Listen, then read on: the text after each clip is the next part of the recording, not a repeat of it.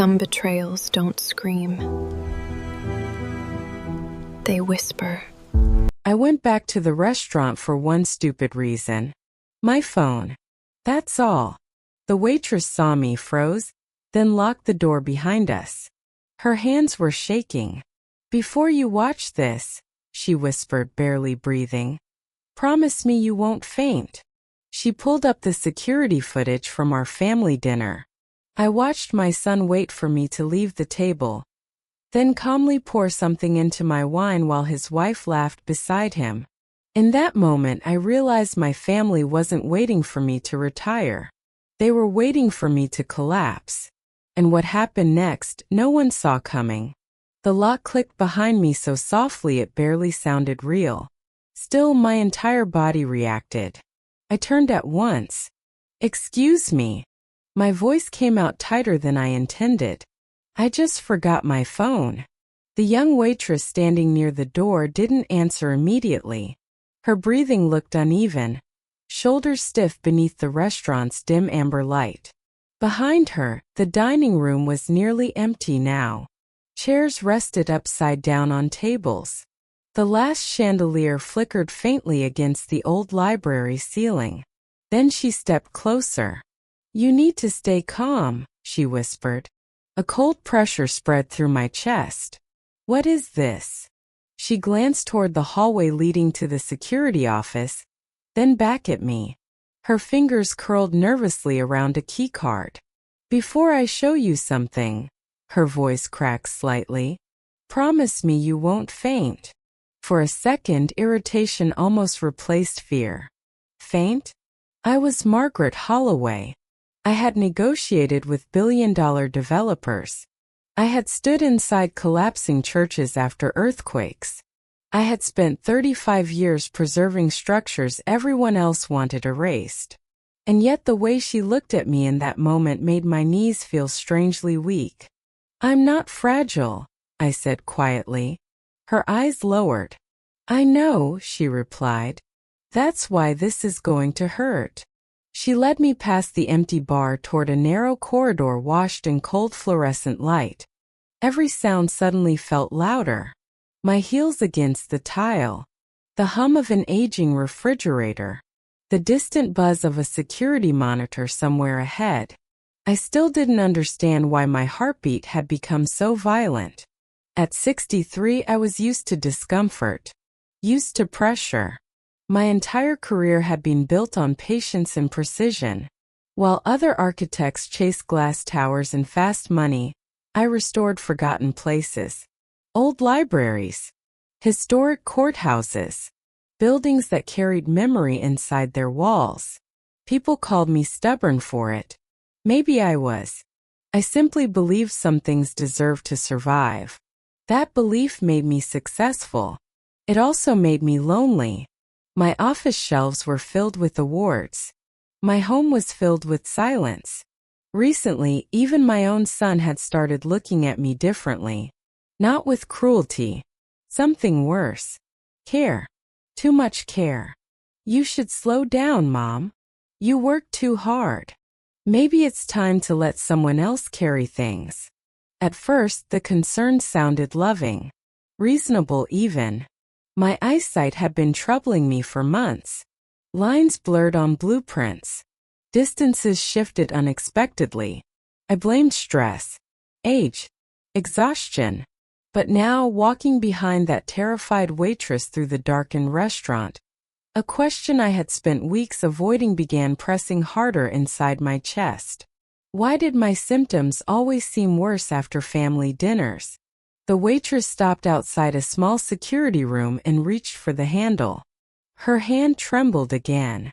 And suddenly, without warning, a thought slipped into my mind so dark I almost rejected it immediately. A person who wants to destroy you rarely arrives holding a weapon. Sometimes they arrive holding concern. I still had no idea that within minutes, I would watch my own son poison my drink on camera. Dinner had looked beautiful from the outside.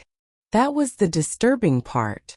The old converted library glowed under soft amber chandeliers. Crystal glasses reflected warm gold across the table. Somewhere behind us, quiet jazz drifted through the room while silverware clicked softly against porcelain plates. Anyone watching would have called us a perfect family. My son Nathan sat across from me wearing the same calm smile he used during investor meetings. Controlled, polished, safe. His wife Claire barely touched her wine. She kept studying me instead, her expression too attentive to feel natural. "You've done enough, Mom," Nathan said gently while refilling my glass. "Seriously, you don't have to carry everything forever." I forced a small smile. That's easy to say when you're not the one responsible for hundreds of preservation contracts. "You built an empire," Claire added softly. "But maybe it's time to enjoy life now." Enjoy life. Such harmless words. Still, something underneath them scraped against me. The conversation kept circling back to the same subjects. Retirement. Fatigue. My eyesight. Nathan leaned closer. "Have you talked to another specialist yet?" "I already saw one." "And stress-related complications," I answered carefully. Claire exchanged a quick glance with him before lowering her eyes to her plate. "That can get worse fast at your age," she murmured. At your age. The sentence landed heavier than she intended. Or maybe exactly as intended. I picked up my wine but suddenly hesitated. The deep red liquid trembled faintly against the glass. My fingers felt colder than usual. Nathan noticed immediately. "See," he said softly, almost sympathetically.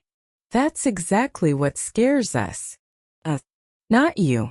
A strange silence stretched across the table, crowded with fake concern.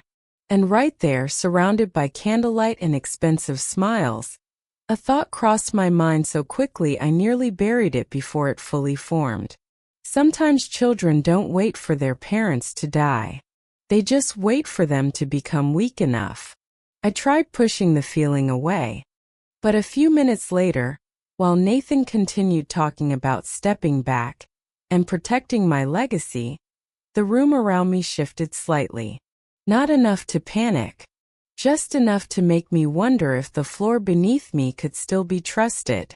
And if you've ever sat beside people you love while feeling something quietly turn dangerous beneath the surface, stay with me. Because what I discovered later that night changed the way I understand family forever. By the time I reached the restaurant entrance again, most of the lights had already been dimmed. Inside, employees were stacking chairs onto tables one by one. The soft music from earlier was gone. Only the distant clatter of dishes and the hollow echo of footsteps remained. I pushed open the door and immediately felt something shift. Not in the room. In me. The hostess glanced up briefly, then looked away too fast. A busboy near the kitchen froze mid-step when he saw me. Nobody smiled anymore. "I left my phone at table 12, I said, trying to sound casual. Before anyone could answer, a young waitress near the hallway turned sharply toward me. It was the same girl who had served our wine earlier. Mara. Her face had lost all color. For a moment she simply stared at me, breathing too hard, eyes wide with something dangerously close to panic. And suddenly one question hit me so hard it almost stopped my movement entirely. Why was she looking at me like I was already dead? "I can grab it myself," I added quietly. Mara moved fast. Too fast. She stepped between me and the dining room entrance, reached behind her, and locked the front door with a soft metallic click. Every muscle in my body tightened. "What are you doing?" I whispered. Her throat moved before any words came out. "You need to come with me." "That's not an explanation." "I know." Her voice trembled. "But if I say this out loud out here, they'll hear." They. The word landed wrong immediately. The restaurant suddenly felt smaller than before. Mara glanced nervously toward the back corridor, then lowered her voice even further. I saw something after you left.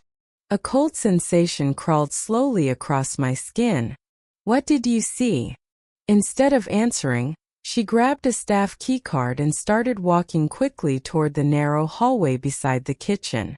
I followed because at that point fear had already replaced logic. The corridor behind the dining room was cramped and dim, lit by weak fluorescent bulbs that flickered overhead. Pipes lined the ceiling. Somewhere nearby, an old ventilation fan rattled unevenly inside the walls. Mara stopped outside a small security office and pushed the door open. Inside, several black and white surveillance screens glowed through the darkness. My chest tightened immediately. One monitor showed the exact table where my family had been sitting less than 30 minutes earlier. Mara swallowed hard and pointed toward the screen without looking at me. "This camera records audio too," she whispered. Then she pressed play. And I watched myself stand up from the table and walk away. At first, nothing looked unusual. The footage showed our dinner exactly as I remembered it. Nathan leaning back in his chair. Claire adjusting her bracelet beneath the amber light. Half-empty wine glasses. Polite smiles. Expensive food slowly going cold between conversations that now sounded fake even inside my memory. Then the screen changed. Not the image. The energy. The second I disappeared from the table, Nathan's entire face shifted. The warmth vanished instantly, draining away so fast it frightened me more than anger would have. He looked toward the restaurant entrance first, then toward the hallway. Checking. Calculating. Claire moved closer beside him, subtly blocking the table from view with her body. My pulse stumbled. Nathan reached calmly inside his jacket and pulled out a small glass vial. Transparent. Thin. Clinical. For one impossible second, my brain refused to understand what my eyes were seeing. Then he unscrewed the cap, tilted the vial, and let several drops fall directly into my wine. I stopped breathing. Claire covered her mouth, but not in shock. She was laughing. Not loudly. That somehow made it worse.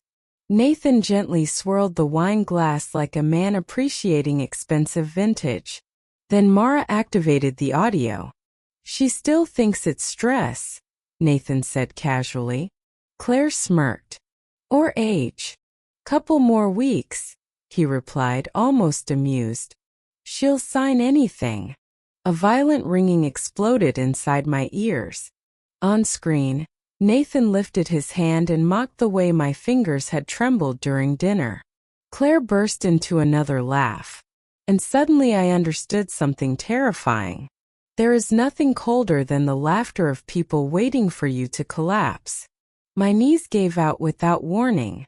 I hit the linoleum floor hard enough to feel pain shoot through my hip, but even that felt distant compared to what was happening inside my chest. The room tilted violently. My breathing fractured into short, uneven gasps. I pressed one hand against the cabinet beside me, trying to stay conscious while the security footage kept playing above my head like a public execution. My son. My child. The little boy who used to fall asleep against my shoulder during thunderstorms. When did I lose him? No. A worse thought came next. When did I raise a monster without noticing? Mara dropped beside me immediately. "Margaret." I couldn't answer. I couldn't even cry yet. Shock had frozen everything inside me except the sound of my own pulse hammering against my skull. On the monitor, Nathan leaned closer to Claire and whispered something that made both of them smile again. Mara looked back at the screen, then toward me. Her face tightened. "This isn't normal medication," she said quietly. Fear changed shape inside me the moment she said that. Mara stayed beside me until my breathing slowed enough to stop shaking the entire room. The security monitors continued glowing above us, flooding the tiny office with cold blue light. Every few seconds, static flickered across the screen, briefly distorting Nathan's face before sharpening it again. I almost wished the distortion were real. It would have been easier to believe the footage was broken than accept my son had done this calmly.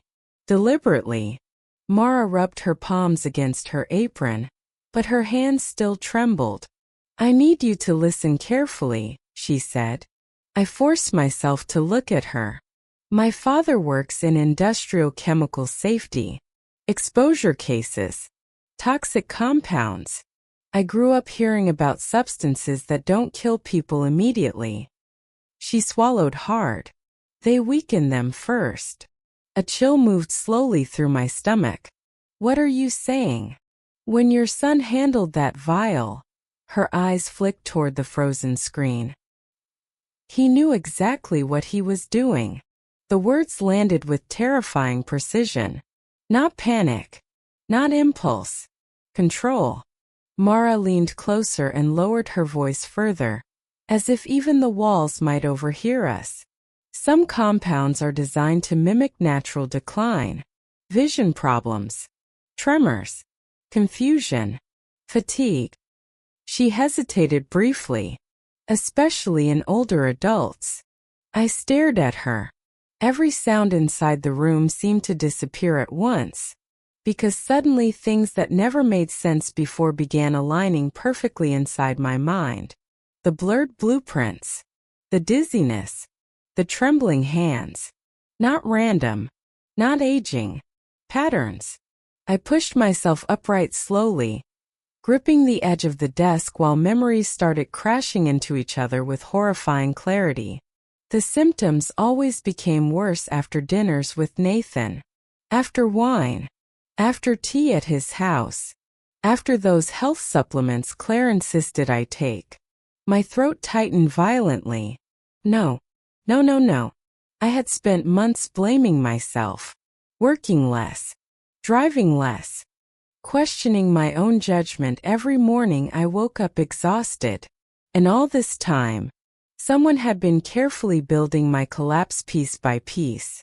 A terrible thought surfaced so suddenly it made me nauseous. "If this isn't age," I whispered, barely recognizing my own voice, "then what exactly has been happening to me?" Mara didn't answer immediately, maybe because she already knew I had answered it myself. I looked back toward the screen where Nathan's frozen image still stood beside my poisoned wine glass.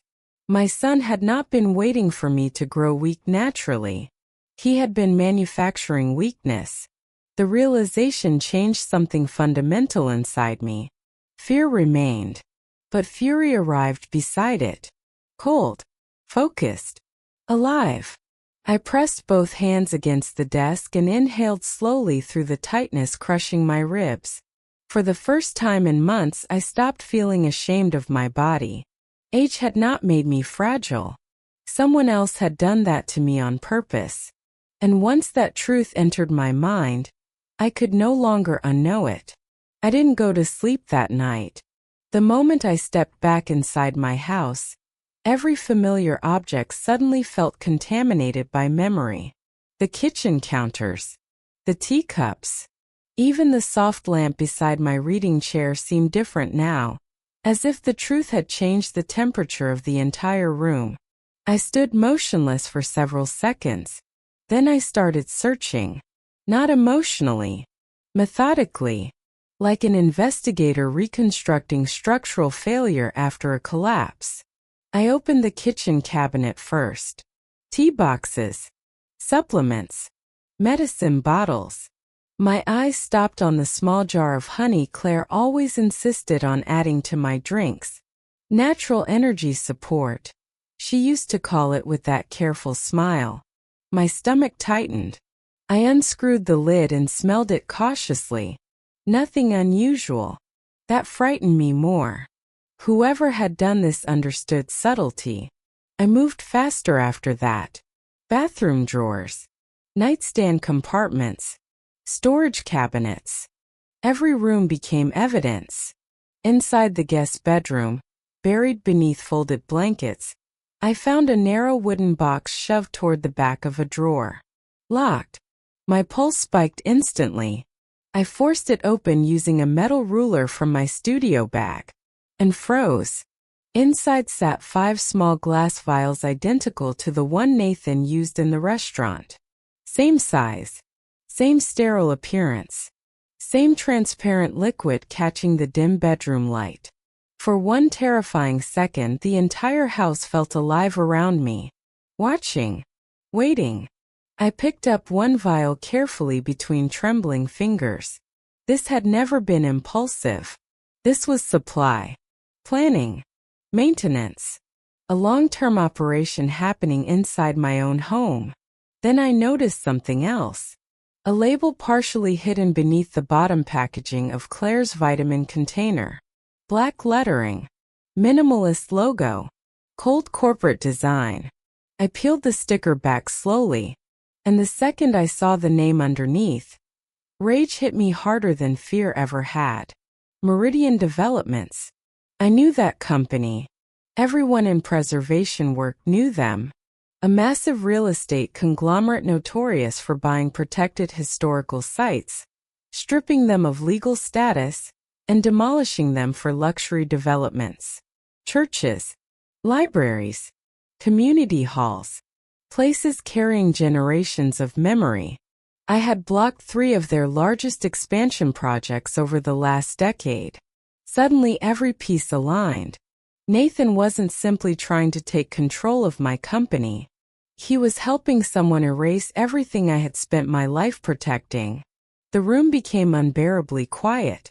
I stared at the vial in my hand while a sick realization spread through me slowly, deliberately. For some people, memory is nothing more than undeveloped land waiting to be destroyed. And my own son had decided to stand beside them. I understood something important before sunrise. If Nathan believed I was becoming helpless, then helplessness was now my greatest weapon. So I stopped correcting him. The next morning when he called to check on me, I let exhaustion drag through my voice. I barely slept, I whispered. Everything looks blurry today. A pause followed. Not concern. Relief carefully disguised as concern. That's why you need to slow down, Mom, he said gently. You've been pushing yourself too hard. I closed my eyes while listening to him perform love like a rehearsed speech. And for the first time in my life, I lied to my son without guilt. Over the following days, I built the performance carefully. I walked slower whenever Nathan visited. I held onto walls while moving through the kitchen. Sometimes I deliberately missed the edge of a chair before sitting down. At lunch, I allowed my hands to tremble around coffee cups just enough for him to notice. Nathan always noticed. That was the horrifying part. He watched me constantly now, measuring decline, tracking weakness. Claire became even softer around me. Her voice turned syrup sweet. Her smile stretched longer than necessary. How are your eyes today? Do you feel dizzy again? Maybe you shouldn't read so much anymore. Every sentence carried hidden satisfaction beneath fake sympathy. And little by little, I realized something monstrous. They weren't waiting for me to recover. They were monitoring whether the poison was working. 3 days later, Nathan arrived carrying a leather folder pressed tightly beneath his arm. Claire followed behind him holding a white bakery box tied with pale ribbon. A celebration cake. My stomach twisted instantly. Mom, Nathan said warmly as they entered. We thought we could make today easier for you. Claire placed the cake carefully on the counter and smiled. Vanilla cream, she said. Your favorite. The room suddenly felt difficult to breathe in. Because they looked kind. That was what made it unbearable. People imagine betrayal as screaming and violence. Sometimes betrayal arrives carrying dessert. Nathan sat across from me and slowly opened the folder. Transfer agreements. Authority documents. Retirement protections. Every page designed to remove my control piece by piece while convincing me it was safety. I narrowed my eyes deliberately, pretending to struggle reading the text. "I'm sorry," I murmured softly. "The words keep slipping out of focus." Nathan leaned closer immediately. "That's okay, Mom," he said. "You don't need to understand every detail anymore. That's why you have us." Again that word. I looked at the cake beside the paperwork, at Claire's patient smile, at my son waiting calmly for me to surrender my entire life. And one brutal thought echoed through my mind with terrifying clarity. They were treating me gently while waiting for me to disappear. Nathan slid the final page toward me with slow confidence. "All you need is your signature right here," he said softly, tapping the bottom line with his pen. "After this, everything becomes easier." Easier for who? I lowered my eyes toward the paperwork and pretended to struggle focusing. The letters blurred intentionally this time. I let my fingers shake harder around the pen. Claire immediately leaned forward. "Take your time," she whispered sweetly. "There's no pressure." That almost made me laugh. No pressure. Only months of chemical manipulation, psychological conditioning, and a carefully orchestrated collapse. I inhaled slowly, then moved. My trembling hand clipped the water glass beside the folder. The entire thing tipped over instantly. Cold water exploded across the contracts. Ink spread violently over signatures and legal seals, turning precise black lines into bleeding stains within seconds. "Oh my God!" I gasped, jerking backward. "I'm so sorry." Nathan stood up so fast his chair scraped violently across the floor. And for one brief, glorious second the mask came off. Hatred. Pure hatred. It flashed across his face before he forced it back down again. His jaw tightened hard enough to twitch. Claire grabbed his wrist immediately under the table. "It's okay," she said too quickly. Nathan swallowed once before speaking again. "We can print another copy." But his voice had changed now. Thinner. Sharper. I stared at the ruined contracts soaking beneath the spilled water, and felt something dark unfold quietly inside me. Satisfaction. Not because I had stopped them. Not yet. Because for the first time since this nightmare began, I had made my son lose control. I pressed one trembling hand against my forehead. "Maybe," I whispered weakly, "maybe we should wait a few more days." Nathan looked like he wanted to refuse. Instead, he forced another smile onto his face so violently it barely looked human. "Of course, Mom." A few minutes later he stepped outside to take a business call. I waited exactly 10 seconds before quietly rising from my chair. Then I moved toward the hallway window overlooking the side garden. Nathan stood near the stone path with his back turned, one hand pressed tightly against his phone. His voice dropped low, but not low enough. "She's worse than we thought," he muttered. "Could barely read the documents." A pause. Then his tone shifted colder. "No, we're still on schedule." My heartbeat slowed dangerously. Not from calm, from shock. Nathan glanced toward the house before continuing. "By the time she realizes anything," he laughed quietly, "it'll all be gone." Gone. The word echoed through me like something physical. The buildings. The company.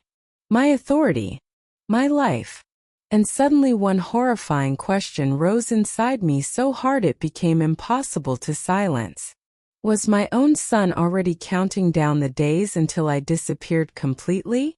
I waited until the house went completely silent before making the call. It was almost 5 in the morning. Outside, the sky hung in that strange space between darkness and dawn, where everything feels uncertain and unfinished. My phone trembled lightly against my palm while I stared at one name on the screen. Daniel Mercer. For a moment fear stopped me. Not fear of Nathan anymore. Fear of saying the truth out loud. Then I pressed call. Daniel answered on the second ring, his voice rough with sleep. Margaret. I closed my eyes briefly. I need help. The silence that followed felt human, careful, immediate. What happened? My son is trying to destroy me. No dramatic reaction came from him. No disbelief. That alone nearly broke me. Instead, Daniel exhaled slowly. Tell me where you are. 40 minutes later, we were driving north through heavy morning fog while weak gray light spread across the empty highway. Daniel kept both hands steady on the steering wheel, listening without interrupting while I explained everything. The poison, the footage, Meridian, Nathan. When I finally stopped speaking, the car remained quiet for several miles. Then Daniel said something that changed the entire direction of my fear. If they're moving this aggressively, he murmured, eyes fixed ahead, then they believe they already own everything. I turned toward him slowly. A faint smile touched his face for the first time that night. That's their mistake. An hour later, we pulled up outside an abandoned municipal archive building scheduled for demolition years earlier. The structure sat hidden behind overgrown trees and rusted fencing, forgotten by almost everyone in the city. Almost. I stepped out of the car and removed an old brass key from my coat pocket. Daniel stared at it. You still have access? I never gave it up. Inside, the building smelled like dust, paper, and cold stone. We moved through dark corridors lined with inactive records until we reached a sealed metal door beneath the lower archive level. I entered a security code, then placed my palm against a hidden scanner embedded in the wall. A mechanical click echoed beneath us. Daniel's expression changed instantly. The steel door slowly slid open. Behind it sat a private underground vault. Rows of fireproof cabinets stretched through the dimly lit chamber. Thick binders, original land charters, historical preservation contracts, legal contingencies buried beneath decades of documentation. Daniel looked at me in disbelief. You hid all this here?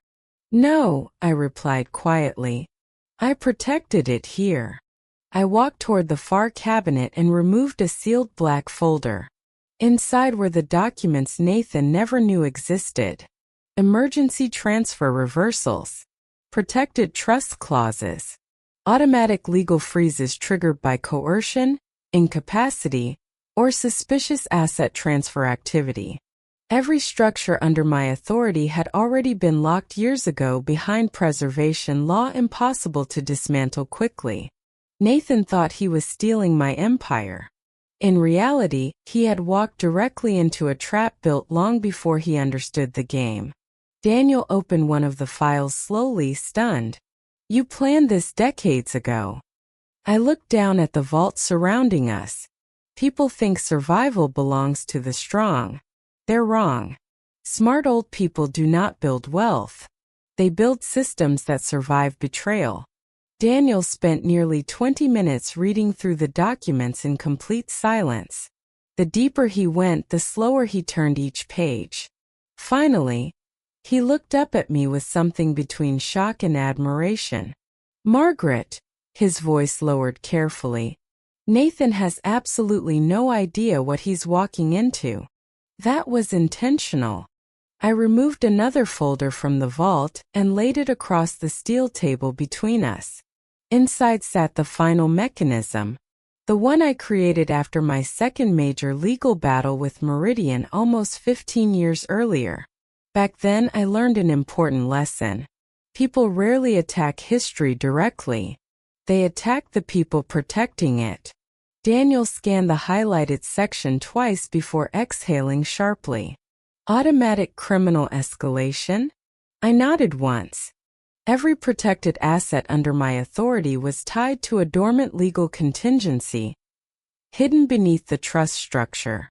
If any transfer occurred under evidence of coercion, cognitive impairment, chemical influence, or suspicious medical decline, the entire process triggered immediate federal review.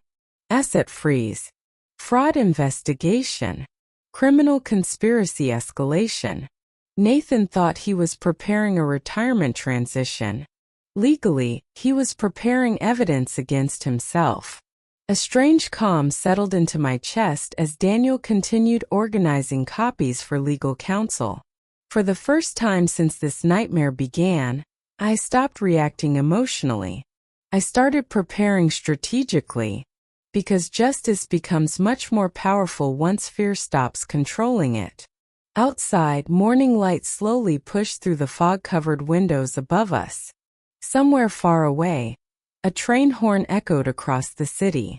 Time was moving again, and Nathan had no idea the ground beneath him had already collapsed. Right now, my son probably believed tomorrow would be his victory.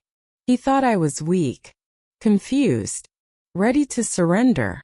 That illusion would become his downfall. And if you've ever been underestimated because of your age, your silence, or your exhaustion, remember this carefully. The most dangerous person in the room is often the one who speaks the least while everyone else grows arrogant. Some people mistake calmness for helplessness. That mistake destroys them, because survival teaches older people something pride never will: patience. And by the time arrogant people realize they misunderstood you, it's usually far too late. The council chamber smelled faintly of old paper, polished wood, and tension. Long rows of legal folders covered the central tables beneath harsh overhead lighting. Microphones waited in front of every seat like small black witnesses prepared to record a public execution. Only Nathan didn't look nervous. He looked victorious. As council members filtered into the room, he moved easily between them, shaking hands, smiling politely, performing concern with terrifying confidence. "My mother's been under a lot of stress lately," I overheard him say quietly to one board member. "This transition is really for her health." For her health. The phrase almost made me physically ill. Claire sat beside him wearing a cream-colored suit and an expression carefully designed to appear supportive. Every few minutes, she glanced toward me with manufactured sympathy. I gave them exactly what they expected. Slow movements, measured breathing, occasional hesitation while organizing my papers. Nathan noticed every detail. He kept watching my hands, waiting for the tremor, hunting for weakness.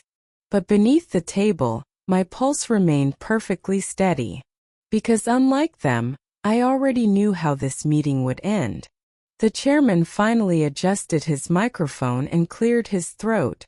"Today we are here to discuss the voluntary transfer of executive preservation authority from Margaret Holloway to Nathan Holloway."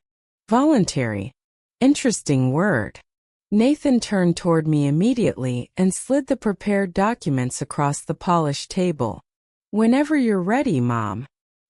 His voice sounded soft enough to fool strangers. I looked down at the paperwork, then slowly lifted my eyes toward the projection screen mounted behind the council chamber, and stood up. The room quieted almost instantly. Even the air felt different. For several seconds I said nothing at all. I simply rested both hands against the table and looked directly at the people who had trusted me with their cities, their history, their memory for over 3 decades. Then I spoke. "Before I sign anything today," my voice remained calm, controlled, "there is something this council needs to see first." Nathan's smile weakened slightly. Only slightly. He tried recovering quickly. "Mom, maybe we should stay focused on the agenda." "No," I interrupted quietly. That single word landed harder than shouting ever could. I turned toward the technician seated beside the back wall. "Please connect the security footage I submitted this morning." The room froze. Nathan's entire posture changed instantly. Not panic yet, but the first crack had appeared. Claire's eyes darted sharply toward him. "What footage?" she asked too fast. I didn't answer her. I kept my eyes on my son instead. And for the first time since this nightmare began, Nathan Holloway started to look afraid. The projector flickered once. Then the restaurant footage filled the screen. At first, the council chamber remained silent. People watched politely, confused, expecting some procedural misunderstanding. The video showed our dinner exactly as it had happened. Nathan smiling, Claire sipping wine, me standing from the table. Then I walked out of frame, and everything changed. Nathan's face hardened instantly on the screen. The warmth vanished from his expression so fast several people in the chamber physically shifted in their seats. A quiet murmur spread across the room. Claire moved closer to him. Nathan reached inside his jacket and removed the vial. Even from the back rows, the movement was unmistakable. Gasps erupted almost immediately. "No!" someone whispered. The footage zoomed slightly as Nathan tilted the small glass container above my wine and released several drops into the glass with calm precision. Not hesitation. Not panic. Practice. The room exploded into overlapping voices. "What the hell is this? Is this real?" Claire stopped breathing beside him. But the worst moment had not arrived yet, because then the audio began playing. "She still thinks it's stress."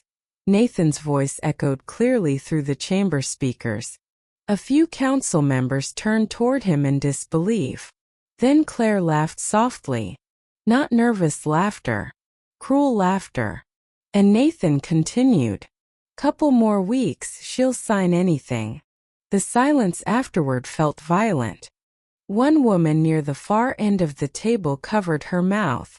Another council member removed his glasses slowly as if his eyes no longer trusted what they had seen. Nathan suddenly stood up. "This is manipulated," he snapped. "She's confused." But his own voice from the recording cut through him again. Mocking my trembling hands. Mocking my vision. Mocking me. And right there, in front of an entire room filled with witnesses, my son publicly revealed what kind of man he had become. No one grows old more painfully than hearing their own child laugh while they slowly fall apart. Claire looked completely frozen now, all color drained from her face. Nathan turned toward her desperately, but she wouldn't even meet his eyes, because deep down both of them understood the same thing. The performance was over. I reached calmly into my briefcase and removed the black legal folder Daniel had prepared the night before. Then I placed it gently onto the table. "You wanted authority," I said quietly. The room listened to every word now. "You wanted executive control, asset transfer rights, preservation ownership, and board succession." Nathan stared at me without speaking. I opened the folder slowly. "What you failed to understand," I continued, "is that none of those assets have legally belonged to me alone for almost 15 years. Confusion spread across his face first, then fear. Inside the folder sat the trust architecture Nathan never knew existed. Emergency reversal clauses, federal preservation protections, automatic criminal review triggers attached to any transfer made under coercion, medical manipulation, or cognitive decline.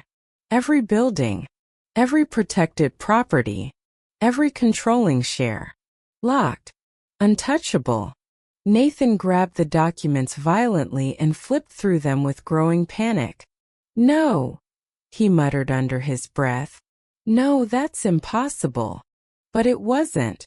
The deeper he read, the paler he became. Because at that exact moment, Nathan Holloway realized something devastating. He had poisoned his own mother for an empire he would never own. The chamber no longer sounded like a professional meeting. It sounded like collapse. Voices overlapped from every direction. Council members whispered urgently to each other while legal advisors rushed toward the chairman with phones already in their hands. Someone near the back demanded copies of the footage immediately. Another person was already contacting federal investigators before anyone officially announced it. Nathan stood frozen beside the table, still clutching the legal folder like it might somehow save him. It wouldn't. Claire suddenly pushed her chair back so hard it nearly tipped over. "I didn't know everything," she blurted out, panic cracking through her voice. "Nathan handled most of it. I swear." Nathan turned toward her so violently his expression barely looked human anymore. "Shut up." The words exploded out of him before he could stop them. And that was the final fracture. Whatever sympathy still existed inside that room died right there. Two security officers entered through the side doors moments later, moving calmly but with unmistakable purpose. Their polished shoes echoed sharply against the chamber floor, while conversations around us slowly faded into horrified silence. Nathan looked around desperately now. At the counsel. At the lawyers. At Claire. Nobody moved toward him. Nobody defended him. For the first time in his life, my son stood completely alone. One of the officers approached carefully. "Mr. Holloway, we need you to come with us." Nathan laughed once under his breath. A broken sound. "This is insane," he muttered. "She's my mother." No one answered. Because everyone in that room had already heard how he spoke about me when he thought I was weak enough not to fight back. The officer gently reached for his arm. That was when Nathan finally looked at me again. Not angry anymore. Terrified. His voice cracked slightly. "Mom." Just one word. Small. Almost childlike. For a fraction of a second, I saw the little boy he used to be buried somewhere beneath the man who poisoned me. And still, I did not move.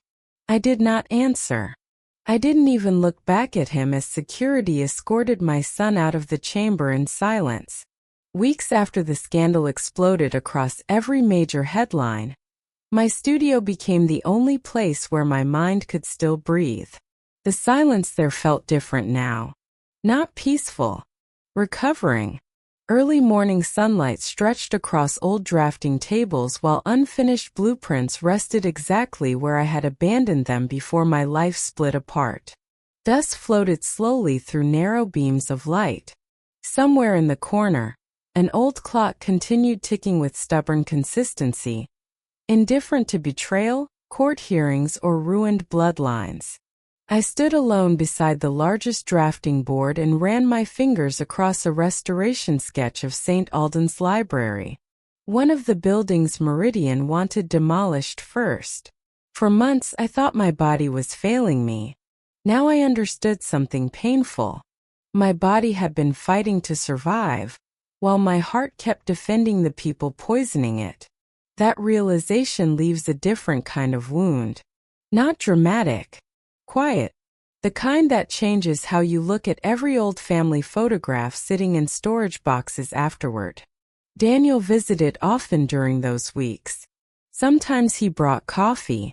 Sometimes legal updates. Sometimes he simply sat in silence while I worked because he understood not every form of healing needs conversation. One morning, he placed a newspaper beside my desk. Meridian Executives under federal review. I stared at the headline without emotion.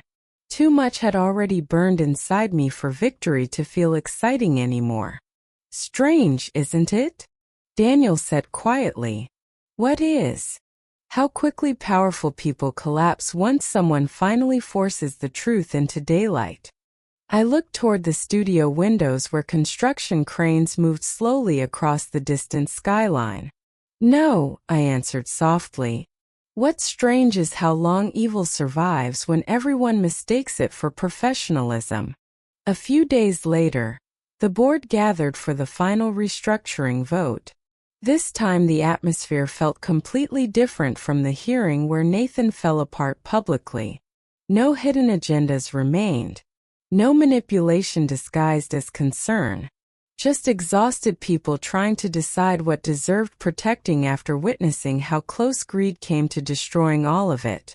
I signed the nonprofit conversion documents slowly, carefully, not because I doubted the decision, because I understood its weight. Margaret Holloway preservation would no longer belong to any individual heir, executive, or family bloodline. Every protected site, every historical archive, every preservation corridor would transfer permanently into federally protected nonprofit stewardship. Untouchable, permanent, future-proof.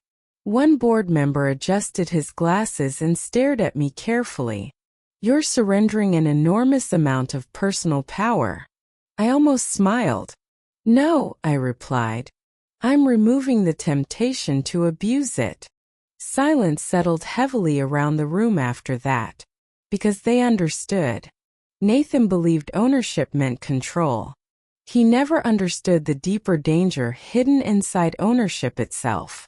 Anything controlled by one person can eventually be corrupted by another. But systems survive longer than ego.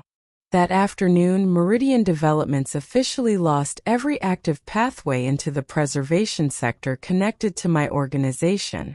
Federal restrictions sealed the remaining access points permanently. Several internal investigations expanded after financial records exposed coordinated efforts to target vulnerable property holders through medical manipulation and coercion strategies. The company stock collapsed within days. Executives disappeared from public view almost overnight. One resigned during a live interview. Another accepted a federal cooperation agreement. The empire that once looked untouchable began rotting publicly from the inside out. And still, none of it repaired what happened between me and my son. That truth remained heavier than every courtroom victory combined. Late one evening, after everyone had gone home, I returned alone to the studio again. The city outside had grown dark.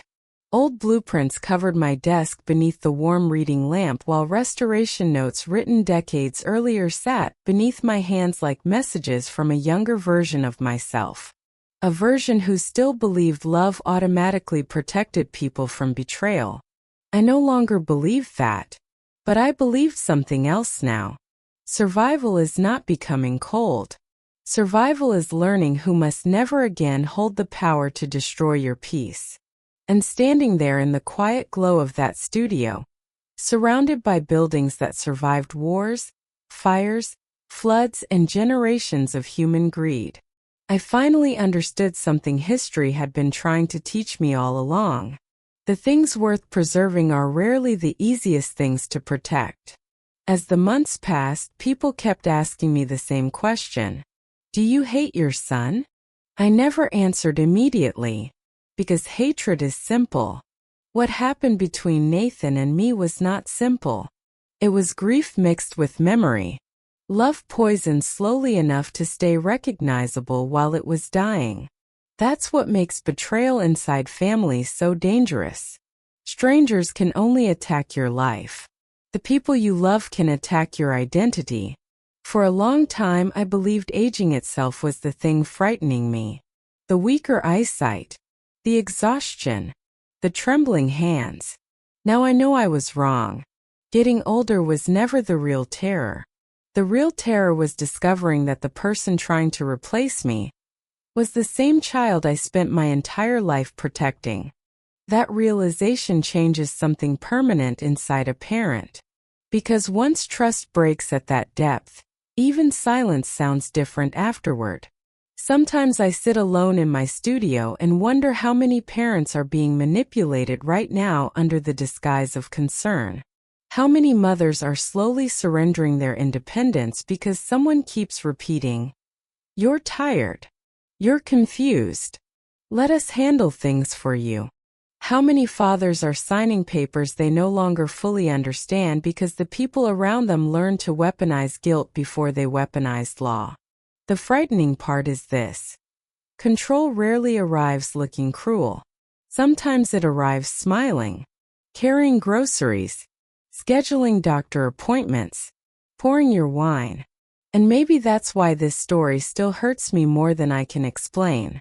Because there are people who do not wait for you to die. They simply wait for you to become weak enough to take everything. But if the person betraying you is your own child, what does forgiveness even mean after that? I still don't fully know the answer. Maybe some wounds heal. Maybe others simply become quieter. And if someone has ever used your trust, your age, your exhaustion, or your love against you, I want you to tell me your story in the comments. Because more people are living through this kind of silence than society wants to admit. And if you connect with stories about family betrayal, psychological manipulation, emotional justice, hidden secrets, and the moment quiet people finally fight back, subscribe to the channel. There are still many truths people only discover when it's already far too late.